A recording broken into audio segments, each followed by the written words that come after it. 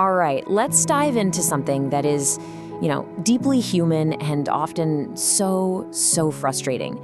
We're going to get into the psychology of why, for some people, it is almost physically impossible to say those two little words, I'm sorry. I mean, really think about it for a second. Go back to a time where you were absolutely sure you were owed an apology, and you waited, and nothing. That silence, that complete denial, wow. It can hurt even more than whatever they did in the first place. You know this scene, right? It's so familiar. It is crystal clear that they've messed up. Maybe they forgot something huge or said something that just cut you deep. But instead of accountability, you get this wall of excuses. Well, if you hadn't been distracting me, or my personal favorite, I'm sorry you feel that way. It's baffling, isn't it?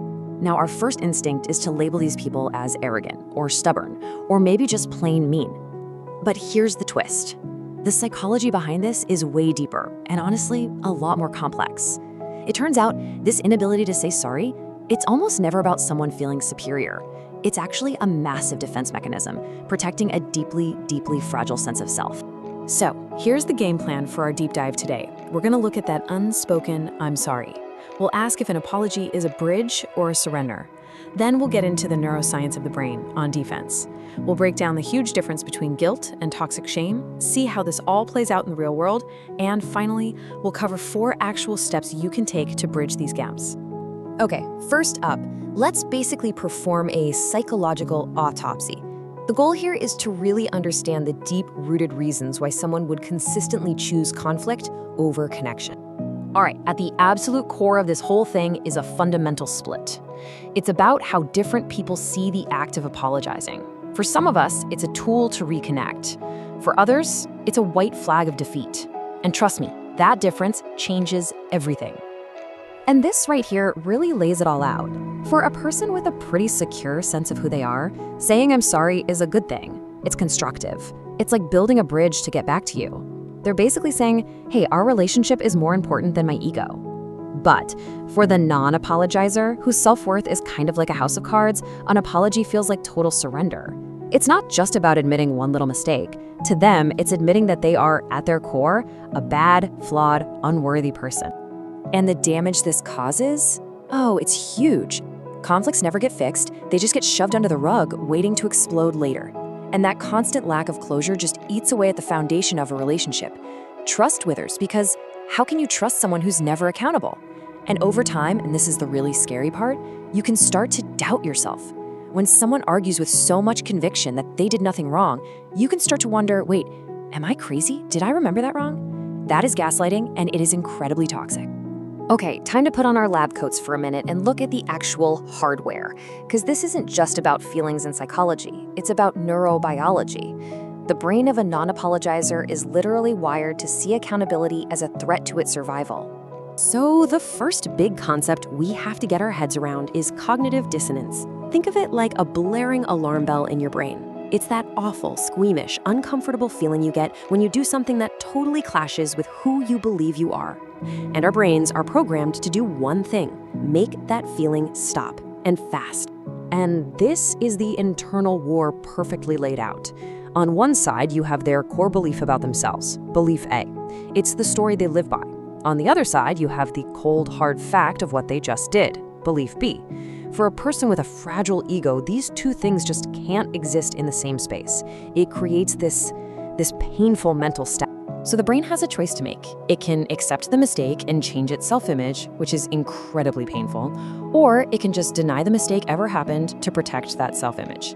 The non-apologizer's brain, almost every single time, chooses denial. And this is key. It's not just a lie, it's an unconscious distortion.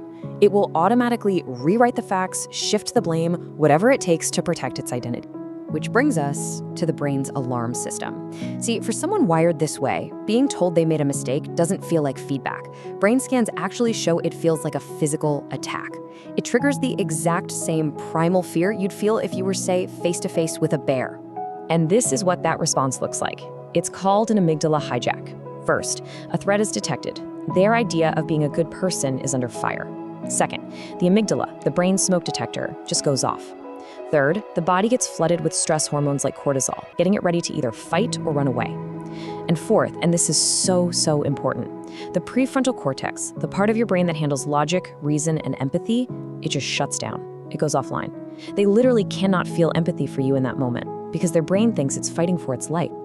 Okay, this brings us to what might be the single most important idea in this entire explainer, the difference between healthy guilt and toxic shame. They might sound like the same thing, but psychologically, they are worlds apart, and they drive completely different behaviors. So guilt is all about your behavior. It's the feeling, I did something bad. This lets you separate your action from who you are. Your core self-worth is still okay, so you can look at what you did, feel bad about it, and apologize to fix it. Toxic shame, on the other hand, is about yourself. It's the deep, gut-wrenching feeling that I am bad. The mistake isn't just a mistake anymore. It's proof that you are fundamentally worthless and defective. So here's the bottom line. Guilt makes us want to repair what we did wrong. Toxic shame makes us want to hide our entire existence. Someone who feels guilt can say sorry because they're just fixing a mistake. But someone who feels toxic shame can't because saying sorry would mean admitting that their deepest, most terrifying fear about themselves is true. They're not running from you, they're running from themselves. Okay, enough theory. Let's make this real. How does all this science, cognitive dissonance, amygdala hijacks, toxic shame, how does it actually look and sound in everyday life? Let's go through a few classic examples. I have a feeling you're going to recognize these. First up, the classic but apologizer. That little word but just erases everything that came before it. It's a textbook move to get rid of their cognitive dissonance. See, by saying you're too sensitive, they get to dodge the role of being the bad guy. Their ego is safe because the problem isn't their action, it's your reaction. And next, we have the defensive martyr. The boss's competence gets challenged, and boom, amygdala hijack. Their response is fight mode. But instead of attacking you, they paint themselves as this overworked, underappreciated hero. See how they reframed it? They're not disorganized, they're a martyr. The shame of their screw-up just evaporates. And then there's this one, which is probably the most mind-bending of all, the gaslighter. When they look you dead in the eye and say, that never happened, it's self-protection in its most extreme form. To avoid that toxic shame of admitting they were wrong, their brain has literally rewritten history to fit their self-concept. They might actually believe their version, because the truth is just too psychologically devastating to handle. So, after all of that, the million-dollar question is, what can we possibly do? Look, we can't make anyone apologize, but what we can do is change our own approach to maybe, just maybe, lower their defenses and create a space where accountability becomes a little more possible. Let's walk through 4 steps that are actually backed by science. Okay, step 1, you have to boost their self-esteem before you say anything else. Start by affirming something positive about them that you genuinely believe. Something like, honey, I know you are such a loving partner and you care so much about my feelings. What that does is it sends a little message to their amygdala saying, it's safe, I'm not attacking you as a person, I just want to talk about this one thing. When they don't feel like their entire being is under assault, their logical brain has a much better chance of staying online. Step 2 is all about using your words really, really carefully to help them separate the action from their identity. If you say, you are so selfish, that's a direct hit on their character, and it's a massive shame trigger. But if you say, it hurt my feelings when you didn't call, you're talking about a specific behavior. You're giving them a way out where they can admit to the action without having to admit to being a fundamentally bad person. Step 3 comes from the incredible work of Dr. John Gottman, a relationship researcher. His studies show that the first 3 minutes of a tough conversation predict how it will end with over 90% accuracy. A soft startup just means starting gently. Use I statements to talk about your feelings. I felt anxious when, I felt hurt when, instead of you statements that sound like accusations. It invites them to empathize with you instead of immediately putting their shields up. And finally, step 4, and this one is really for you. Sometimes you can do everything right, and a person still just doesn't have the emotional tools to be accountable. Radical acceptance means truly understanding that their inability to apologize is about their internal struggle. It's not a reflection of your worth.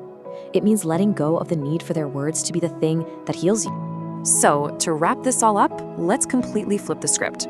We've spent all this time talking about the fragility behind not apologizing. Now let's talk about the incredible strength it takes to give a real one. Because the ability to apologize, it's a superpower. I mean, this quote just says it all, doesn't it? In a world that's obsessed with being right, having the guts to say you were wrong is a profound sign of character. A real apology requires a self-esteem that's tough enough and flexible enough to admit it's not perfect without just shattering. It's the ultimate proof that you value your connection with someone more than your own ego. And for anyone listening who struggles with this, please hear me. Admitting you were wrong doesn't make you smaller. It makes you bigger. It makes you more human, more trustworthy, and safer to be around. It makes you more. And for every single one of you who is still waiting on an apology that might never show up, I want you to hear this loud and clear. Your reality is valid. Your feelings are real. You do not need someone else's confession to know that you were hurt. You can find that closure for yourself. So I'll just leave you with this to think about. Whose apology are you still waiting for? And now that you know the deep psychology behind it all, how can you start to find your own peace, with or without ever hearing those words? Thanks for joining us.